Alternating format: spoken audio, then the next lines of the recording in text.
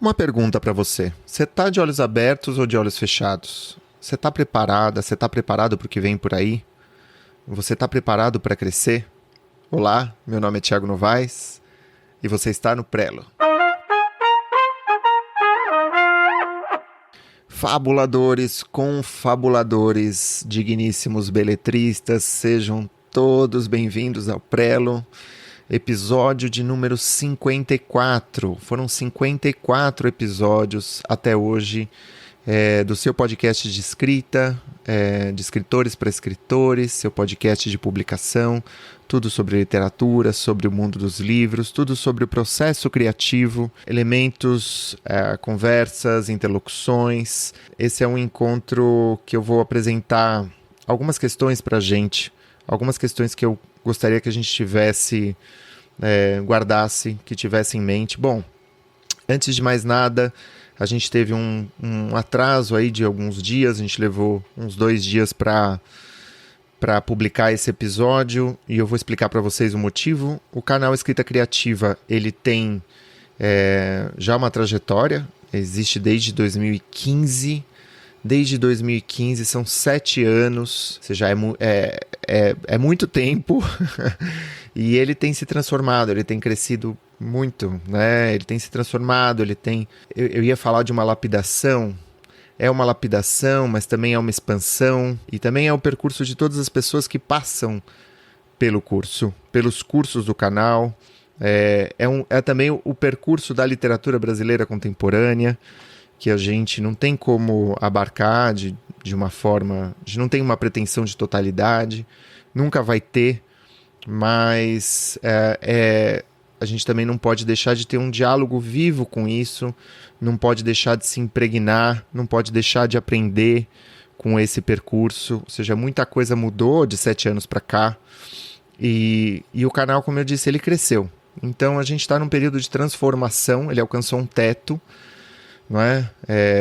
É isso, a planta está virando uma árvore, na verdade já é uma pequena árvore e está crescendo, e do vaso a gente construiu um canteiro, e do canteiro a gente tem que passar para a floresta.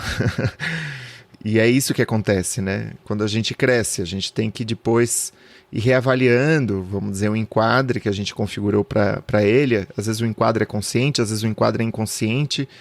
E agora esse enquadre, vamos dizer, se ampliou e tem se ampliado. A gente tem ideias muito interessantes que a gente quer colocar em ação, e cada vez mais a gente quer que essa ação seja efetiva. A gente quer poder realizar os nossos sonhos, realizar os sonhos com vocês, e poder oferecer um serviço, né? Eu acho que cada vez mais cuidadoso. É um serviço, é a possibilidade de servir as pessoas, né? Então, como que a gente pode servir você da melhor forma possível? Como que a gente pode estar mais alinhado com as coisas que você está vivendo nesse momento?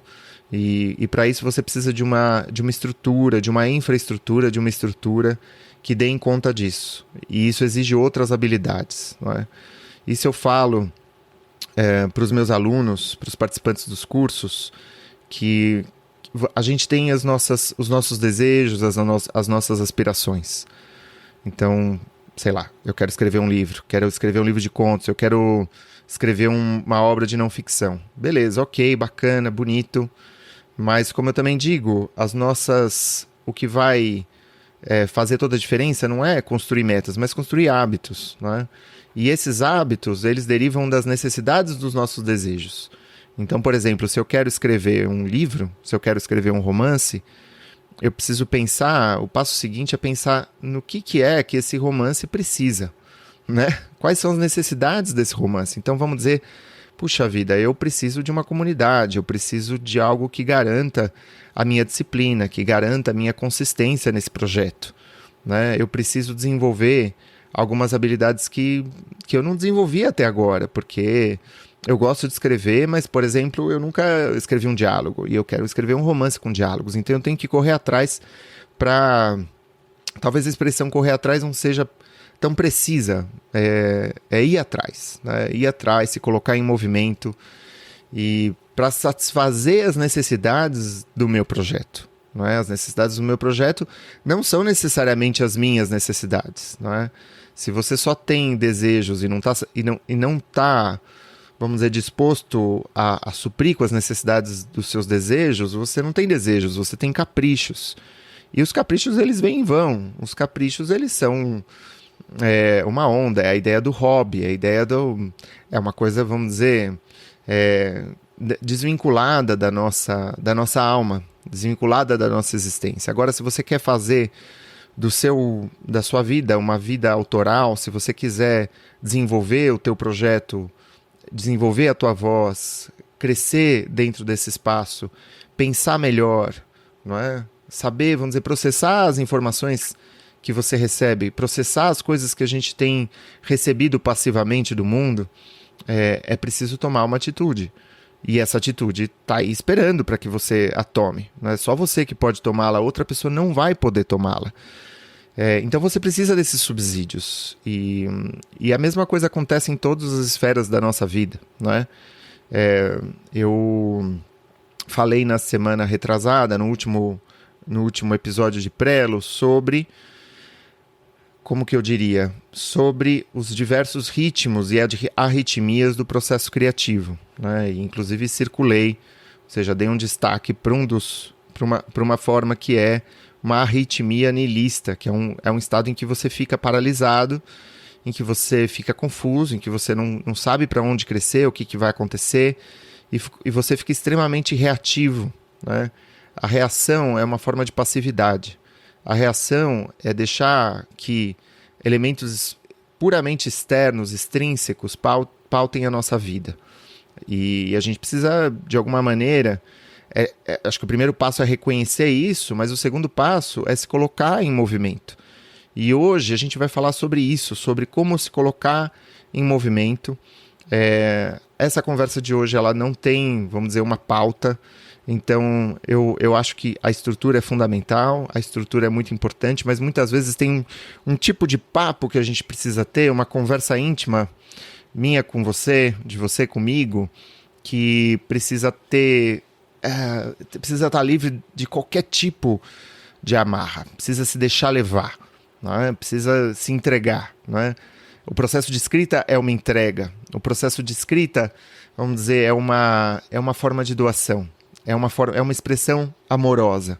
Se a gente se arma de listas de tarefas, se a gente se arma de, vamos dizer, formas muito obsessivas e burocráticas do fazer, a gente se aliena do nosso desejo. E para poder, vamos dizer, expressar esse amor, expressar essa doação, expressar essa, vamos dizer, essa entrega da melhor maneira possível, a gente tem que estar também disposto a dar, né? A dizer que a expressar para si mesmo e para os outros que a gente pode dar, que a gente tem coisas para dar, não é? Muitas vezes a gente se sente seco, a gente se sente esvaziado, a gente se sente, vamos dizer, numa espécie de ponto zero, de tela em branco, de tábula rasa, de página em branco, não é? A gente se identifica com a página em branco. Quem de nós não se identifica com a página em branco? A gente se identifica com a página em branco. Eu estou nascendo agora. Nesse ato germinal da escrita, eu estou nascendo agora. Isso é bom, mas também é bom saber, ter essa confiança que se a gente precisa, de alguma maneira, se fundar naquela página, a gente também tem que reconhecer que as coisas vão nascer dali. E esse é um processo que exige uma confiança, né? Exige uma confiança naquilo que a gente pode dar, né? Você pode dar, você tem muita coisa para dar, você tem muitos recursos, você pode ter mais ou menos acesso a esses recursos, mas se você tiver menos acesso a esses recursos, é uma mobilização que você precisa fazer, uma mobilização subjetiva, é se colocar em sintonia fina com essa mobilização, é se colocar em sintonia fina com a sua história, com os seus conflitos, com as suas dificuldades. As dificuldades, elas estão aí para serem exploradas, para serem aceitas, né? Eu acho que no mundo a gente tem pessoas, e a gente vê as pessoas em seus diversos estágios, né? De vida, de maturidade, de desenvolvimento. Isso às vezes tem a ver com a idade, às vezes não tem a ver com a idade.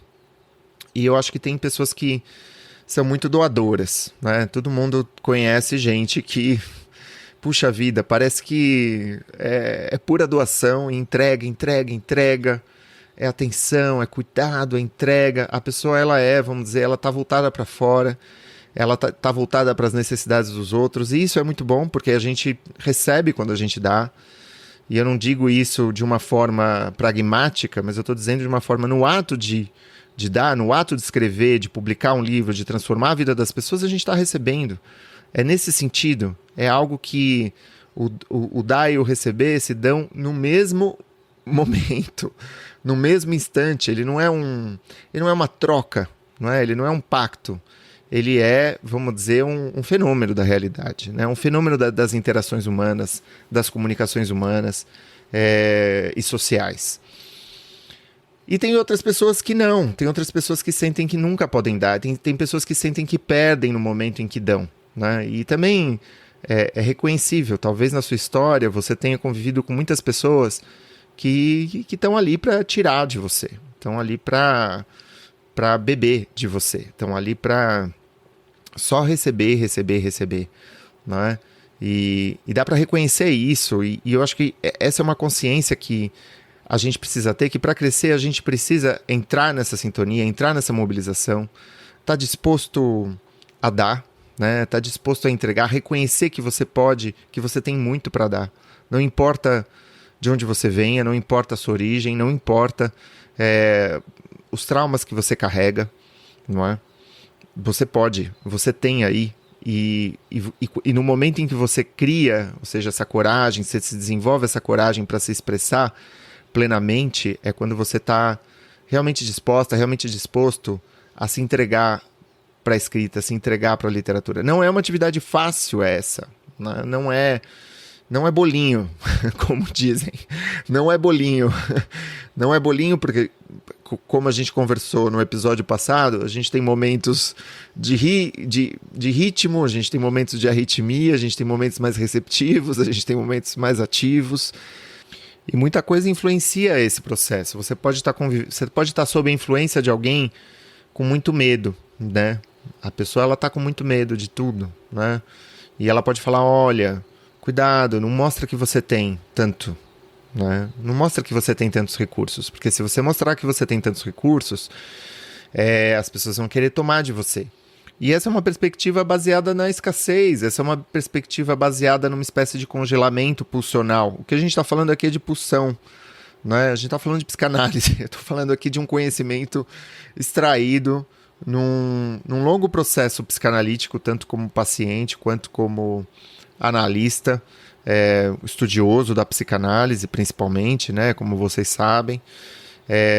Quando a gente se sente quando a gente fica contido, a gente tá partindo de um modelo de escassez, a gente está partindo de um modelo de falta, né? E eu acho que a gente precisa partir de um modelo de abundância. Vou dar um exemplo muito claro, e que é o modelo da criação. Quando você cria, quanto mais você cria, mais você cria. Quanto mais você escreve, mais você escreve, não é? Quanto mais você está disposto a se sentar para fazer, mais você aprende nesse modelo, não é? Aí você fala, Thiago, mas e aqueles escritores, aquelas escritoras que escreveram grandes obras e aí pararam, né? Eu acho que isso tem muito mais a ver com o processo pessoal dessas pessoas, com o processo íntimo, com a história delas. Se elas escreveram um grande livro, elas sentem que, ou seja, esse grande livro muitas vezes continua a repercutir na alma das pessoas. E o sujeito, estou pensando aqui no Juan Rulfo, esse grande escritor mexicano que parou. Para mim, esse é um modelo muito forte, assim, de um autor que escreveu muito no pouco que escreveu, né, e parou. Mas eu duvido que Rulfo tenha parado de fato, né? Rulfo não parou. Rulfo era um fotógrafo, Rulfo era um roteirista de cinema, Rulfo era um cara que, por mais reservado que fosse, ele trocou, ele compartilhou, não é? Ele dividiu. E eu acho que muitas vezes ele pode ter colocado tudo que ele tinha nessa obra, né? E sentiu que qualquer outra obra seria redundante a partir disso. Esse é um modelo, não é? Esse é um modelo, mas Rulfo escreveu Pedro Páramo, não é? Eu não escrevi o meu Pedro Páramo. Eu tô longe de ter escrito o meu Pedro Páramo. Eu tô ainda escrevendo o meu Pedro Páramo. Eu vou passar, talvez, a vida tentando escrever o meu Pedro Páramo, não é? E tudo bem, tudo bem. Essa é uma modalidade, né? A gente tem uma outra figura aí, por exemplo, do Picasso, uma figura muito prolífica, um cara que escrevia com muita intensidade, olha só, pintava, compunha todos os dias. E você pode falar, nossa, toda a obra dele é a mesma obra. É isso que ele falava, toda obra que eu faço, que eu crio, é a mesma obra. É o Pedro Páramo dele. Existe o Pedro Páramo da continuidade, existe o Pedro Páramo da concisão. Existe o Pedro Páramo que é prosa, ou seja, é a floresta, como retomando aquela metáfora da árvore. Existe o autor que é a semente, né?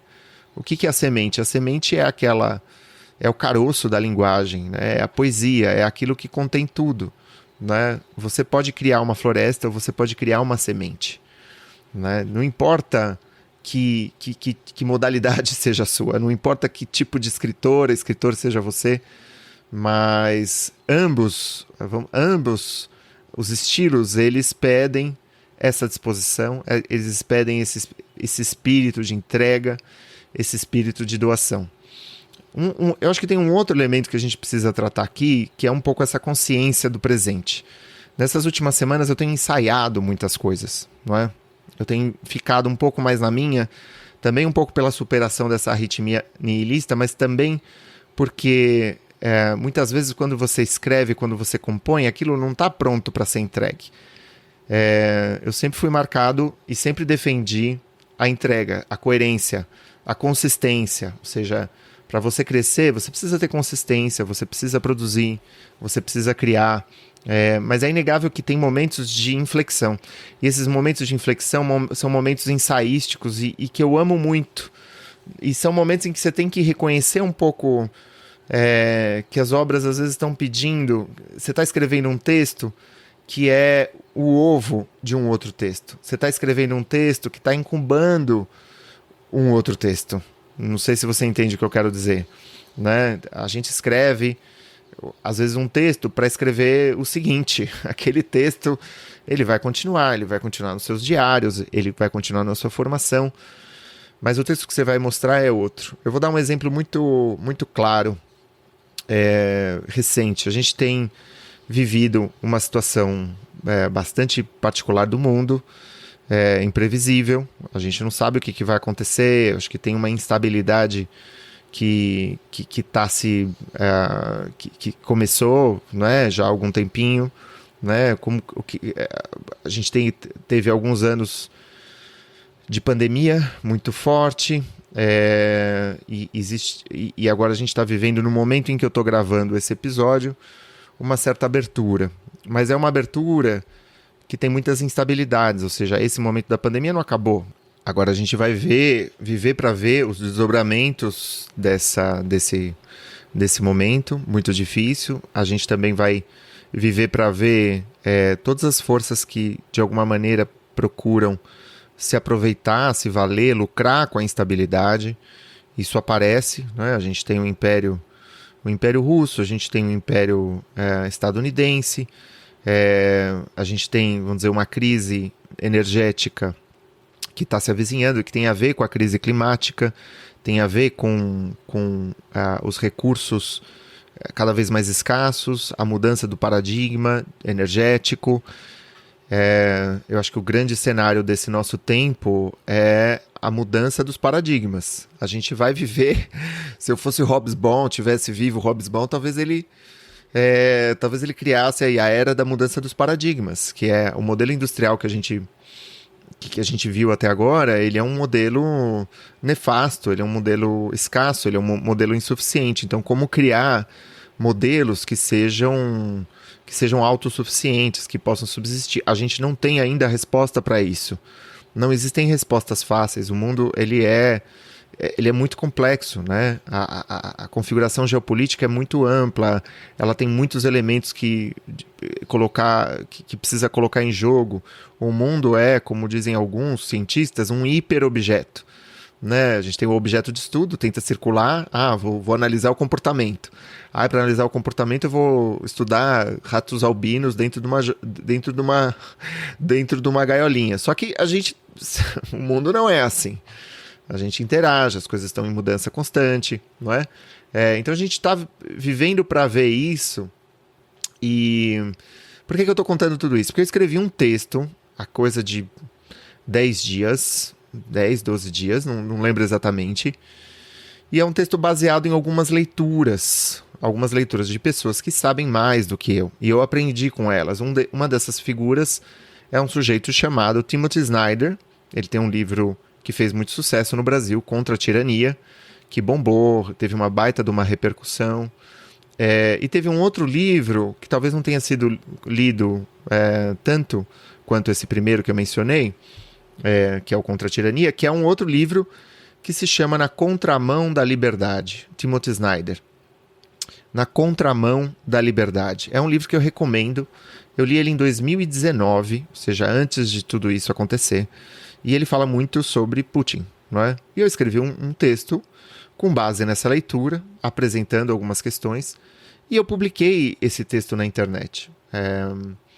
E era um texto, assim, tem essa especificidade, né? É um texto que estava abordando uma questão muito premente de uma guerra, ou seja, ele já antecipava esse momento, não é? Ele já antecipava esse momento. Se você quer aprender sobre a Rússia, você precisa ler. Eu acho que a gente não pode se basear numa autoridade só, a gente tem que se basear em algumas autoridades, a gente tem que, vamos dizer, estratificar as nossas autoridades, porque a gente precisa pensar por conta própria.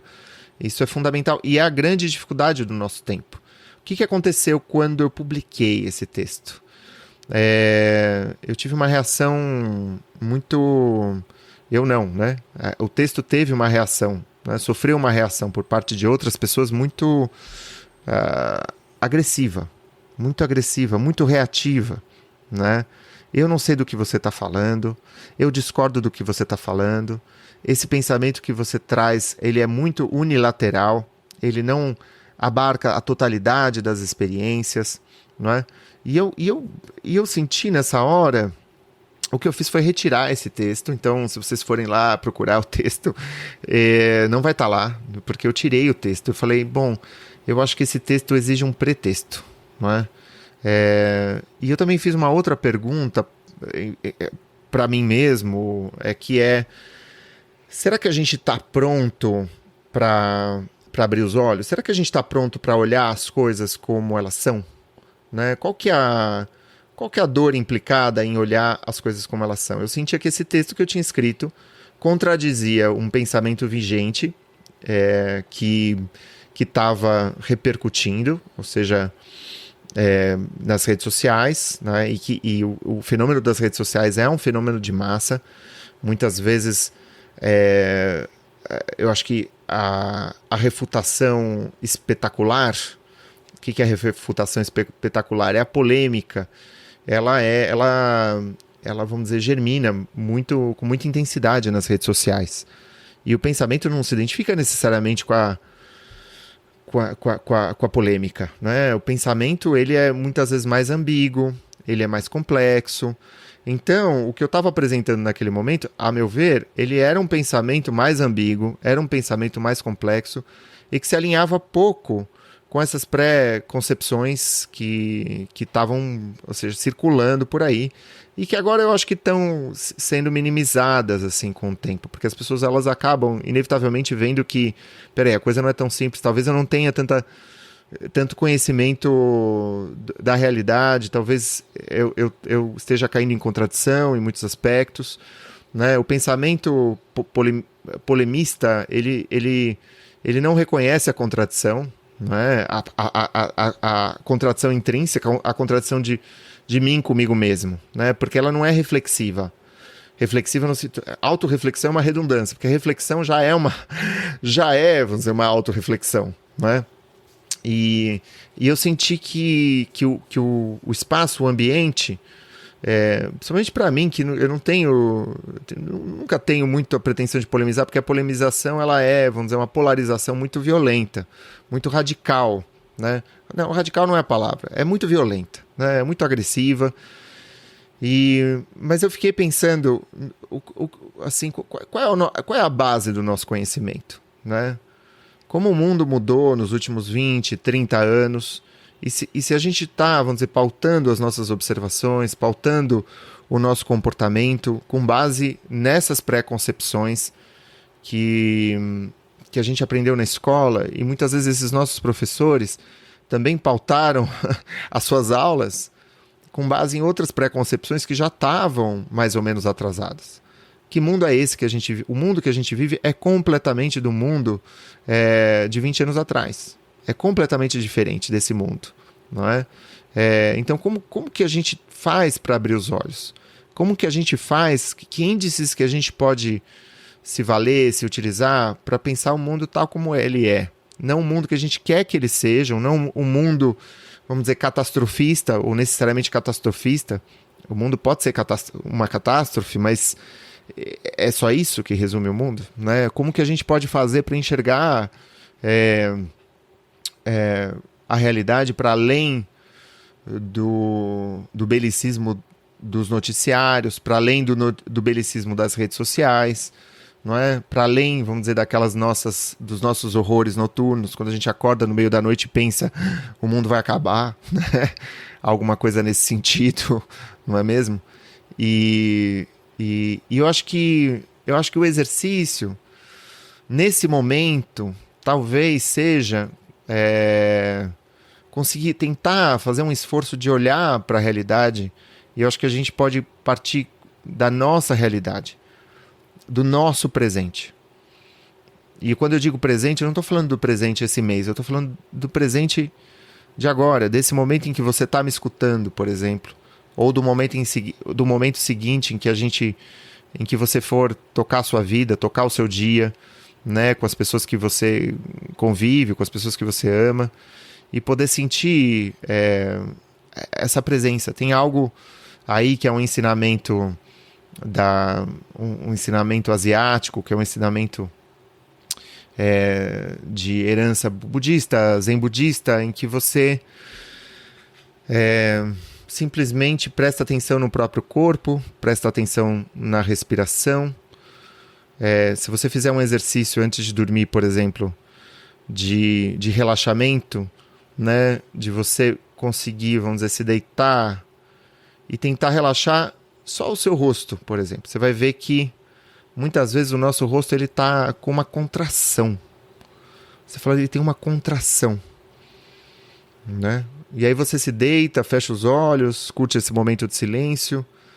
E aí no momento em que você tenta relaxar o rosto, você vai ver que algo vai relaxar, mas muitos da infinidade de músculos do rosto não vai relaxar. E aí você vai fazer um esforço complementar, que é um esforço de entrega, que é um esforço de vamos dizer, de resignação, que é um esforço de apenas ser, de não fazer, não é? E você vai ver que tem outros músculos ao redor dos olhos, músculos que estão ali na maçã do rosto, não é? Que estão ainda contraídos, não é? E se você se entrega para esse momento de existir, né? Você começa a formular outras perguntas. Tem perguntas que estão à espera de um estado de relaxamento para poderem aflorar. Isso é comprovado na neurologia. A gente tem um lobo pré-frontal no cérebro, né? Tem uma região conhecida por lobo pré-frontal, que toma decisões. Vamos dizer, é uma área muito cognitiva. Bom, todas as áreas são cognitivas. Eu não sou neurologista, mas é uma área voltada para as decisões, para a ação, para a hierarquia dos acontecimentos, para aquilo que você vai fazer em seguida. É aquela área que nos mantém insones no momento que a gente mais precisa descansar. E quando você medita, quando você presta atenção no corpo, se ancora na sua respiração, se concentra no presente, nesse estado atual do seu corpo, onde está doendo, onde está incomodado, onde está tenso, né? Que músculos ainda estão retesados. Você desativa esse lobo pré-frontal. E quando você desativa esse lobo pré-frontal, o que a ciência tem mostrado, como o lobo pré-frontal ele é hierarquicamente prioritário no funcionamento cerebral, esse adormecimento dessa região permite que outras áreas possam, vamos dizer, funcionar com mais intensidade. E aí quando eu digo que perguntas surgem nesse momento da meditação e reflexões muito novas surgem nesse momento da meditação, é porque tem perguntas que são mais inteligentes que precisam ser feitas, né? Eu já ouvi de vários lados, de artistas, de atores, de monges, né? Esse depoimento de que a criatividade ela nasce quando você faz adormecer o ego, né? Faz adormecer essa função egóica deliberativa da decisão, da urgência, essa área que quer apagar os incêndios a todo momento, mas é uma área para a qual tudo é incêndio, para a qual tudo é urgência, para a qual tudo é uma catástrofe iminente. E é justamente uma área alimentada por essas, vamos dizer, por esses gritos, por essas manchetes, por essas polêmicas do dia a dia. Eu acho que, a partir da minha experiência como analista, como paciente de psicanálise, como estudioso da psicanálise, as pessoas elas não padecem de lucidez, né? Elas padecem de versões muito rígidas, né, de narrativas que elas constroem para si mesmas. São narrativas históricas, do próprio percurso pessoal, do próprio trauma, são temores arcaicos, né? E que, vamos dizer, pautam a nossa vida. E quando a gente se abre para a escuta, quando a gente começa a olhar a realidade, quando a gente começa a enxergar tudo com um esforço de lucidez, e é um esforço constante, não é? Enxergar as coisas tal como é. Não estou falando disso. Não estou falando disso. É claro que eu não estou falando disso, né? As coisas tal como são. Não. O que eu estou falando é de se entregar para uma outra modalidade de pensamento, é de se entregar para esse outro estado de espírito, esse outro estado de ânimo, e como isso vai abrindo, vamos dizer, intelecções, reflexões, pensamento, e que tem pouco a ver com a identidade. Nós não somos idênticos a nós mesmos. A gente tem muita gente que se preocupa, né? Construção de estilo não é a construção de um estilo de roupa, ou seja, não é o meu estilo eu sou grunge, eu sou vintage, não tem nada a ver com isso. Esse vamos dizer, é a nossa persona, é o lado mais superficial que a gente tem para apresentar para os outros, e é um lado que tem a sua base, tem a sua complexidade, tem a sua densidade, mas o meu convite é para a gente se entregar para aquele lado menos idêntico a nós mesmos. Nós não nos conhecemos, nós nunca vamos nos conhecer, e talvez seja preciso entrar num momento em que a gente possa abrir mão dessa pulsão de domínio, de controle, né, de encapsulamento, né, de rigidez narrativa, né, para uma lucidez, para olhar as coisas tal como são, coisas que são difíceis, coisas que são menos difíceis, né? A realidade nossa ela está pedindo fundamentalismos, né? E o fundamentalismo é uma visão rígida da realidade. E os fundamentalismos não são só fundamentalismos religiosos, né?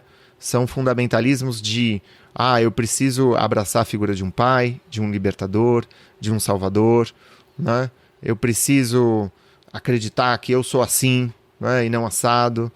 E o meu convite é talvez mais desafiador que isso, eu sei, mas é um convite para que você se entregue para o não saber, e se entregue para o não saber sem a ansiedade que acompanha essa entrega, sem a angústia extrema que acompanha essa entrega, né?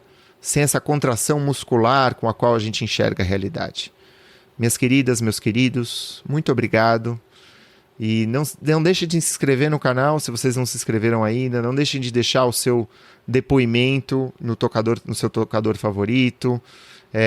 Indiquem esse episódio para quem você acha que possa se aproveitar dessa reflexão, desse pensamento. Indiquem para os amigos, né? Deixem o seu comentário. Me escrevam no Instagram. Eu adoro ler os seus comentários no Instagram. E a gente responde aos comentários.